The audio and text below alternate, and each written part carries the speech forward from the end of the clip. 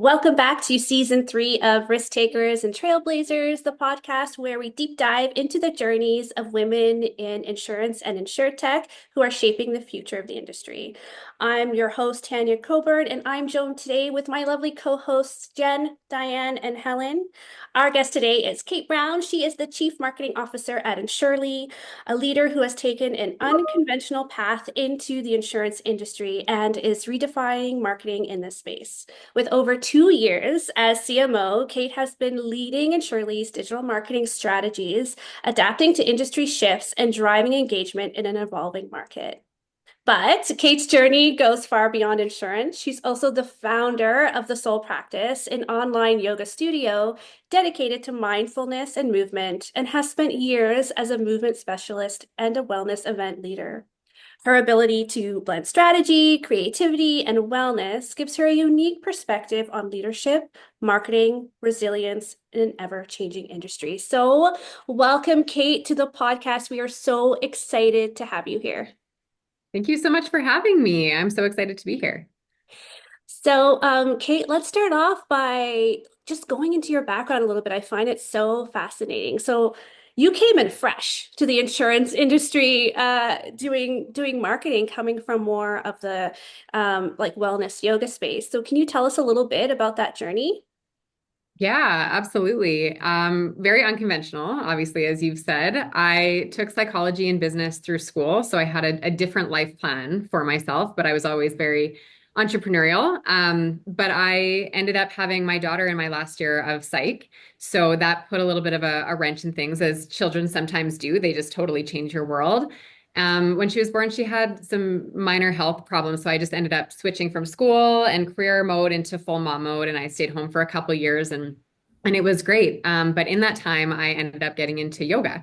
So that was sort of like my outlet for being a mom and staying at home. And that turned into more of like a passion lifestyle through wellness. So I took my yoga teacher training and just having the mindset that I did and the schooling that I did, I realized that there was such a market to take this kind of hobby, and it just sort of turned into a business. We went into COVID right after I took yoga teacher training, so it was a very optimal time to go online. But I guess more of the push to do that was that people couldn't access wellness anymore. You couldn't, especially the community that I'm in. I'm in Northern Alberta, and we had nothing local that was online. It was all in studio. So yeah, it just started by me in my very tiny kitchen, throwing the table up against the wall and putting the laptop on. And I would do live yoga sessions for local businesses within my community. And it just kind of snowballed. And all of a sudden I was like creating my website and doing in-person classes when that was allowed and starting to facilitate wellness events. And um, that experience, being able to do something that I was so passionate about, but also being able to roll up my sleeves and kind of figure out the tech end of it, it just blended passion and business so well. And I realized that I had such a love for marketing in general. So yeah, that went on, and then I actually went through a separation in that time as well. So I realized I had to do, a big girl job on top of my business, and that got me a position at a marketing agency within my community.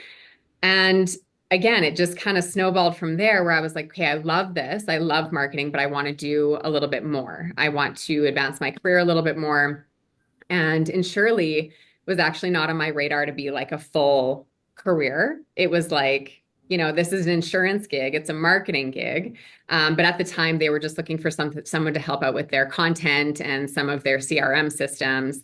And I'm like, you know what, I can do this until I figure out what my next step is. And I mean, I guess the long story that's not so short is I stayed, it transitioned into a CMO role, and I just fell in love with being in the insurance industry within this company.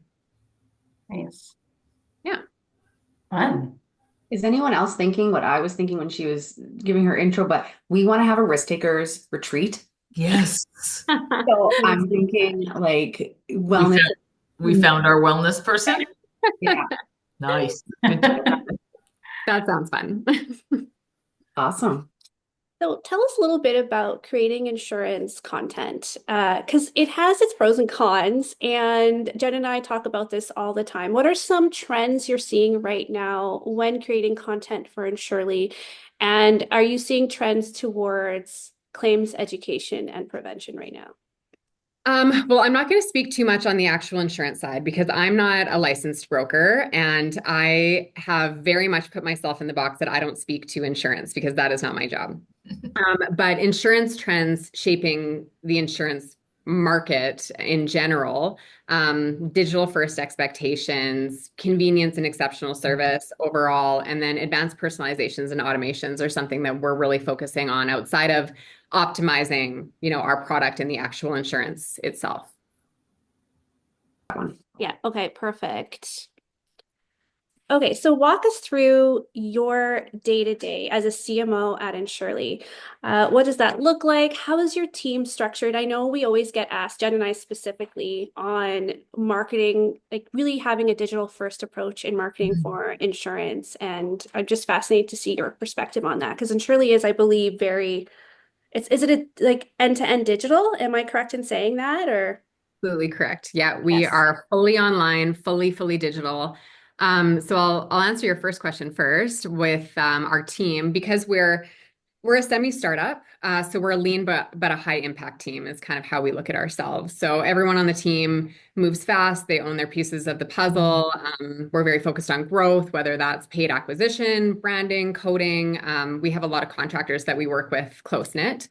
So we don't really believe in like the fluff marketing. Everything is done on purpose. That's kind of like the framework of our business as well. So we're constantly testing, optimizing, and pivoting based on what's working. And because we're more in that digital space, it's very much like, looking at the instant quoting process, the frictionless policies, the intuitive user journeys, and then the agent human touch to come and go as needed. Tech on our end doesn't really replace trust. It just makes the process easier. So our team is very, very integrated because we're not a brick and mortar insurance agency. I love there's something you just said there is tech doesn't replace trust. And I think that is more powerful words than you may not realize, especially being on a brokerage side of things on a day-to-day, right? Like that is so true. And my question would be is how do we get people to trust? And I mean, people being our clients, how do we get them to trust technology better? What I think, like, just adding a little bit to that, I think you've seen tons of stuff over the last decade. And what I love about small small startups is that you're really, and you're touching on this, like you're really in control, right? You don't have this massive marketing team where there's layers and layers and layers of, opinions, and that really slows you down to being able to be quick, agile, and react. So I think part of that trust, to your point, Helen, is created in just, again, just seeing what we've seen over the years is created in that agility, right? I think when there's too many people that are disconnected from what the end user actually wants, then it just provides all of this space where things don't grow quick enough. So I think you gotta be able to see it, and it's not just all the data that I guess is in the background. It's I guess just smaller teams, smaller agile tech startups. They just hear and see a lot more than massive companies, I think, right? Yep. That's essentially how Insurely was built too. It's this thought process that it can be done better, easier, faster, but the core of our marketing strategy is very hyper customer centric, right? So we obsess over reducing friction at every stage, constantly optimizing for the best experience, and that allows us to have a really efficient human team plus the automated side that really elevates them, right? So yeah, it's a very cool combination.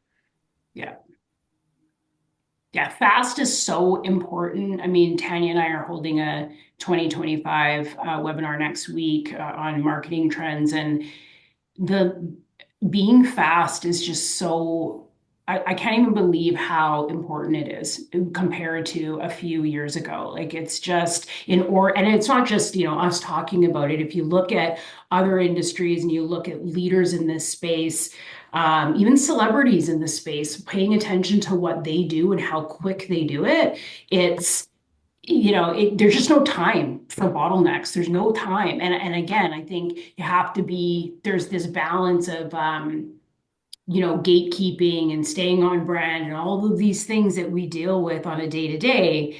But the reality is just you got to be quicker than everybody else right now. 100%. Yeah. Convenience above all else is where, the world is going, and insurance is really no different. And that is why I think the consumer psychology around the industry is changing so much. So Yeah. Okay, tell me, are you adopting AI at Insurely in terms of your marketing? And if so, how are you intersecting that with more of a personal touch? yeah, we are. We don't think that it replaces the human piece of our business, but it definitely allows us to advance and optimize in the ways that we need to actually scale the way that we want to. We want to become a nationwide brand within Canada. So utilizing AI for, you know, helping the consumer get a call back a little bit quicker, in our content that we do, how we oversee objections that people have. AI is really intertwined in the human process. I wouldn't say that we have our AI processes and then our human processes. They are all very intertwined together. So it helps us elevate just what we do in a so much more efficient way, in a way the human side that we would have done on its own, right? The AI piece just really helps us elevate it. Yeah. Okay, tell me, so because this is obviously a woman in insurance podcast, we really want to ask some more heavy-hitting questions that really impact everybody in the industry, but proportionately impacts women more. And some of those topics that we like to talk about is imposter syndrome. Now, coming in fresh to the insurance industry, have you felt it at all, or did you feel like it was really welcoming? And tell us a little bit more about that experience.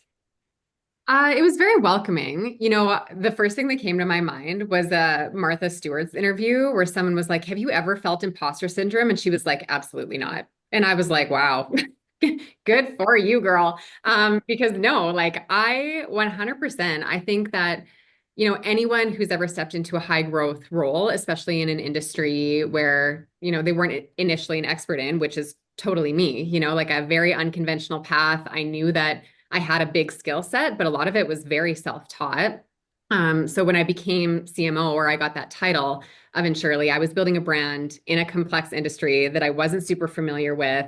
I was building out our workflows, creating all of our messaging, integrating all of our tech together so that we could implement texting into our CRM system, creating personalized workflows, and triggers for all of our agents, all of our departments, learning our Google strategy, rebuilding and designing our website. Like I was kind of like the jack of all trades and an expert at none in some capacity. So you're trying to uphold this standard of delivering exceptional work and making yourself irreplaceable. And that, I don't think you can have a territory of that without ever second guessing yourself, right? Because what I've learned is that imposter syndrome usually creeps in when you assume that everyone else knows more than you do, or that they're judging what you're doing. And I feel like the truth is people are just figuring it out as they go. So yes, I have experienced imposter syndrome. I try to reframe my perspective of how I face it, I guess. Yeah. Love it. Very true. And I love that was so funny about Martha Stewart. I just watched that the other day and was blown away. Yeah, like just hard stop. She's like, "No, I've never felt insecure." And I was like, "Oh, I wonder what that life is like." Yeah. Yeah. Yeah. Interesting. Yeah, I think it's you almost like when you're in those days, it's like you almost just wake up and you're like one day at a time, one day at a time. I'm just gonna all I can do is do my best today and see how it goes. That's it. Being a woman, like that could be, fit into so many different spaces, whether that's like, am I a good enough mom? Am I a good enough friend? Am I a good enough partner? And then you put, a high level role or whatever role you have that you're trying to deliver on top of that. It's like, am I smart enough, good enough, whatever enough to be here? Yeah. You have to reframe it as, okay, take a step back, whatever you're talking about, and have a different perspective of that's an advantage. Your brain is unique. what you bring is unique. And you just, if you don't feel like you belong, you just have to make yourself belong. You have to be the welcomer. You have to welcome yourself. Yeah. I wanted to ask you, and feel free to shut this down if you want, but did you find that, like, so when you talked about, growing, the opportunity kind of fell with the growing this yoga business and having your child and going through a separation, um, did you ever find that through that process of these opportunities that you kind of fell in love with something that you had no idea that you wanted to pursue, right? Like whether it was Surely that came by, or like I feel like I went through that too, where it was like, oh, well, wait a second, I didn't know I wanted to care about this or have something that I cared about more than or just as much as the other things in my life. And I think that be just interesting to if you felt that, perspective, and how you kind of light bulbs go off where you're like, oh, wait a sec, prior to kids, or maybe during that whole path, I thought this is what I cared about, or I thought this job is something I needed until something else came around that I actually wanted to grow and feed and care the same way as my family, my kid, my husband, those types of things, right? Just I love that. Yeah, no, that's not too far at all. I'm a pretty open book. I think that probably comes from being in the wellness industry, right? But I think that there's a really beautiful part of, I mean, this can come in different forms. It doesn't have to come in the form of destruction, which seemed to be my space in a sense. We had a big family loss, and that's what led to the love of yoga. So there was a lot of grief in that space that, you turn that into your fuel to feel better. And then that fuel of feeling better turned into a business. And then, yeah, with the separation, both of those things, it was like I was in a very big space of completely reinventing my life, and a lot of things Mhm. that I was reinventing myself without even really knowing it at the time. You're just going through it and getting through it. Um, but yeah, I think I always call it like following the niggles in life, that the energy or the people or the places that you're like, I don't know why I'm supposed to be doing this or why this presented itself to me, but I just feel like I need to follow it. And if Mhm. you do that, and yeah, you find that you have such a passion for something, or that you're like, wow, I belong here. That's how I felt with Insurely. I was like, okay, this is exactly the kind of role that I wanted. I didn't know Yeah. I needed it, and I didn't know that it was going to come in this capacity when I was taking psychology in school or thinking I was going to run my own business, right? So yeah, I think it's women are, I mean, men are too, but women are so intricate and multifaceted. And I think sometimes we feel like we have to only put ourselves in certain boxes. And the ability to really just allow yourself to define whatever it is that you are through the process of following Yeah. those is a really beautiful thing. I have a I have a different question and kind of off the different topic, which was thinking about your wellness journey. And I'm a same component as you. As I totally believe in, after separation, you go through a period of finding yourself and really, yes, you were one person before, but now you're a different person and maybe a new person. So couple things that I can absolutely relate to that, and for sure. And it's an ever growing journey, right? That's part of what happens when you get separated. You're always going to be on a different journey. You're always going to have different things in your life. But I'm curious from a business perspective, with your wellness background, how does that impact your leadership? Do you find you're a different leader? Yeah, absolutely. I would say that those experiences, even outside of working in the wellness industry, but the experiences combined with the wellness experience, you just lead with more compassion, I think. I think that when you go through lots of different things that kind of break you down, or that you have to go through the reinvention, and Mm-hmm. sometimes that's just motherhood on its own, or that's getting married on its own. It doesn't have to be this, separation or loss kind of framework. It's just whatever makes you feel like you're becoming new in a way.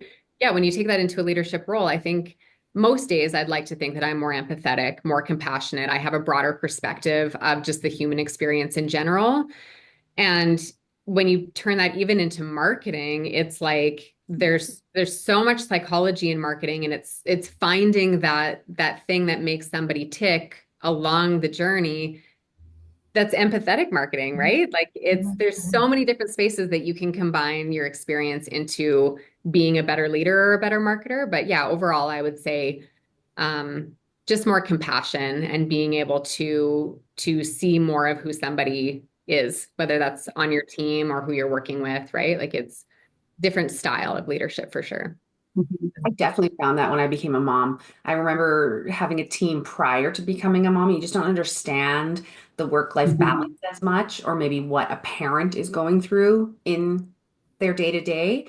And then after I became a mom, I actually remember writing to some people and being like, I'm sorry. I'm so, like, I apologize for what I was like back then because I didn't get it, and you really don't. Yeah. That's funny. You remember when you Yeah. used to think you were tired before you had kids? Like, oh, I'm Oh, I tired. just want to slap And that then you person. have kids. You're like, I had no idea. Yeah. I lived a life of leisure and I had no idea. What did I do with all that time? I squandered it. My favorite one is I remember looking at like kids in restaurants or stores that were on their iPads, and I was like, oh, I would never, I would just make them listen. And now I'm that person that's like, I'm so sorry. Like, please take the tablet so that I can enjoy 30 minutes at this restaurant in a Right. version of peace. Yeah. Yeah. Yeah. 2020 took away my moral high ground with kids. I was like, take the TV as long as you. And so much guilt, so much guilt. I think there's letting yourself off the hook for that guilt, right? Where I mean that's a minor one, but that guilt that comes with all the multitasking and not even the tactical multitasking, but how you view what you care about, right? Whether it's a separation and the guilt that comes from that, or I want to be, the CMO of this company, and I know that's going to take a massive effort and the guilt that comes with that, and leaving friends behind because you don't have no time. It's like the list goes on and on, right? So, yeah, it's a lot. But I do think what you're saying is so key to the audience, and we've heard it over and over again, is that there's just so much, call it faith, whatever, but there's just so much peace in just kind of, like you said, for what did you call them? Following those, Or the niggles. the niggles. Okay, I like that That's word. a word. Like, right? Following those, because there's a lot of kind of just peace in that, right? And if you kind of just do that, then you'll probably kind of obviously do that in a bunch of other elixirs into the recipe. I'm sure you'll get there, right? You'll find your way through, right? I believe that for sure. Well, that's kind of leading to one of the other questions we had on here is what kind of advice would you give people that are entering the insurance industry or marketers entering the insurance industry if they're following their new, I already lost the word. Nichols? Niggle. Niggles. Well, I think it's so, and I said this actually on a previous podcast with Caleb, Tanya, who introduced us. But one of my biggest advice outside of, tactical things would be to always ask for what you want, right? Like if you're following the niggle where you feel like you're supposed to be somewhere, be there. Ask for the spot at the Mm. table and then work your ass off. I don't know if we can swear on here. Work your butt off to get there. And if you're passionate about it, you shouldn't be somewhere that you're not passionate about. And if you're in the marketing space, you're obviously passionate about creating something. So create room for yourself. And then I don't know, depending on which industry you're in from a tactical standpoint, it's like play the long game, right? Don't just throw money at paid ads and think that you're gonna win the financial sector. Invest in SEO content and partnerships and creating relationships that allow you to grow as a leader, but maybe also propel your business forward with a more business relationship intertwined. Optimize for trust, meet people where they already are. So it really depends on which avenue you want to go down. But yeah, Love it. yeah, ask for your seat at the table. Yeah. And then I love what you said about work your ass off. Like that's just, I mean, and I'm a big believer in this, is that it's almost impossible to fail in some realm. Doesn't mean you're going to be with the same company, but it's almost impossible if you do your best, work hard for, and just be okay, I think, with that mindset of, I mean, if we're talking to people coming in, into their career, just give it your all for a significant period of time. And there's probably nothing that's not going to come your way, right? And like I said, maybe not with the existing company, but something's going to come, right? And you'll be able to see those growth. But I do think there's a bit of a notion that I guess it's hard to find career-minded people, I guess, or career-minded is not the right word, but self-motivators. I don't know. Maybe maybe I'm thinking it's more rare than it is these days, but It might come back to the imposter syndrome piece too, where it's like competence builds confidence. So yeah. like don't wait until you feel ready, just start doing the work. And I mean, something that I've taken along any journey that I've been a part of, it's like if I don't know something, I'm going to learn how to do it. If I don't, whatever it is, I'm going to listen to the podcast, I'm going to read the books, or I'm going to surround myself with people that are smarter than me, not Just gonna say, necessarily better than me, right? But like I learn from my team all the time, my network. I'm not afraid to reach out to people on LinkedIn that I admire that are CMOs or heads of large companies that I never thought would give me the time of day, but actually 99% of the time they respond because everybody's Mhm. a human being doing human being things, right? So Yeah. you don't have to know everything. You just have to know how to be resourceful and find an answer and believe in yourself enough yeah, um, to do it, yeah. right? So, And be authentic, be your true authentic self, Yeah. right? I think Yeah. that's also part of it. And I totally champion the whole words of, I don't, I am not the smartest person in the room, Mhm. yeah. and nor do I try to be. It took But me a make it while work. to, right? Yeah. I will find someone that is. I will find the people that can get you that answer, but it's not me all the time. Yeah. 100%. I think Yeah. also a big piece for me is like you will fail. And Mhm. it's what you do with that failure because it could ruin you and make you detached and like give up, or it could motivate you even more to learn and keep growing. And so I want to urge people that you will fail in marketing. You will build the greatest campaign of all time, and you think this is it. This is what's going to bring us what we need. And it will fail. It'll fail miserably, but you're going to learn so much from that failed campaign. Just Yeah. keep going. And Yeah. especially in this industry, like if we're tying it back to insurance, there is no playbook for the financial Mhm. sector. And I found that to be my biggest challenge because you come in with, I work with all the whiteboards. I love the brainstorming sessions. And you think you come up with this amazing idea because you're trying to follow a framework of another brand or sector that you're like, wow, this has worked really well. So if I take pieces of this and build my own thing, it's gonna work. Like if I'm working with a brand who has 100,000 people with them, like we're gonna get some kind of conversion from that. But our industry is so different. So it's like instead of looking at yourself as an insurance marketer, it's almost being a consumer behavior expert, right? Like that behavioral psychology piece, making yourself an expert within that area is Mhm. is so much more important.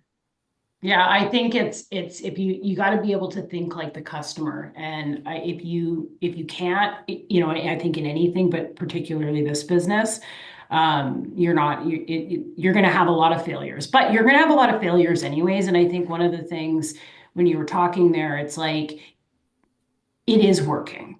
It is working. It's just having this mindset of the long burn, right? Sure, there's going to be things that are absolutely were a bad move. Um, Helen, I'll never forget you telling me, you got to tell this story and maybe we bleep it out, but it's a Friday. But remember when we went to Julio's and you were telling me about a marketing campaign, we won't name Oh, names, of the brokerage. Okay, this was, I don't know, 20 years ago. yeah. What was the tagline? And it's funny because Tanya actually mentioned this exact tagline earlier in another meeting we had together. So we had this brochure, and we are going back about 15 years, Okay. and it was a trifold pamphlet, and the campaign name was called Plan B. That was the tagline on the brochure. That is what they were handing out at trade shows. Plain. Like, okay, so that's an example of like ultra failure. And as soon as I picked it up, I went, I do not know who approved this, and I have no marketing background. To be fair, I have not 1 ounce of marketing background in me.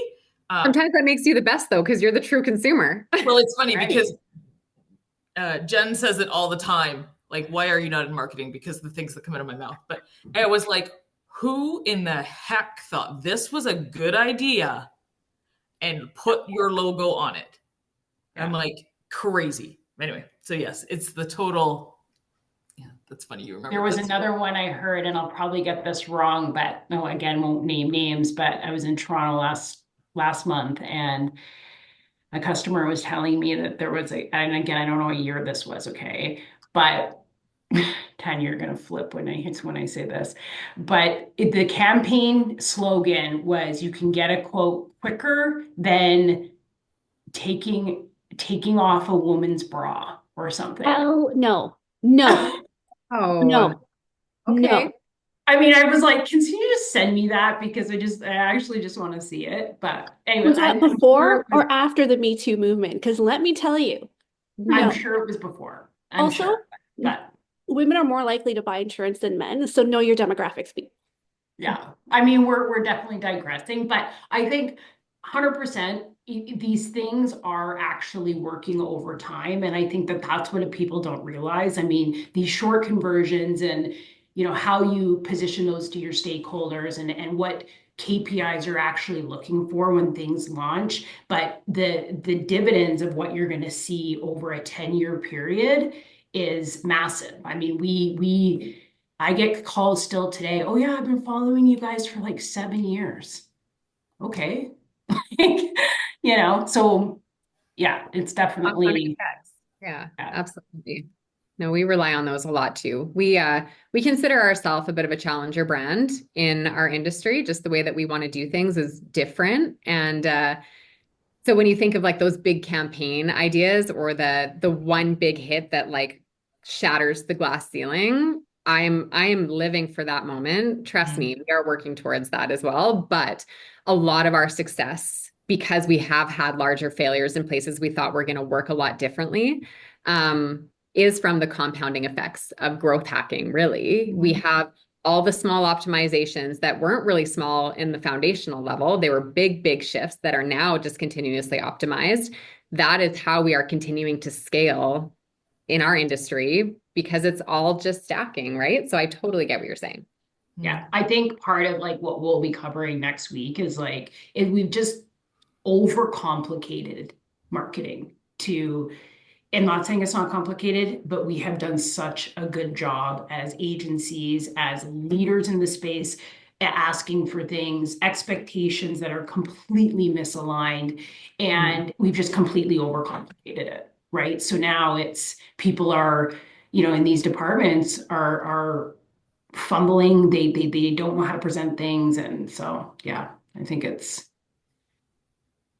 big culprit of why we're at where we are, right? Yeah, that's a fair point. I think we are at time today for our podcast. So I want to thank Kate for coming on today. It was a great talk. We nerded out about marketing, which I love. And maybe we can do a webinar sometime, Kate, especially we do a lot around Jen and I around marketing. I encourage everyone to like and follow us on LinkedIn and YouTube. And if you haven't subscribed already, please subscribe to our YouTube channel and hit that notifications button so you always know when there's a new episode. And we'll see you for the next one. Thanks, everybody. Bye.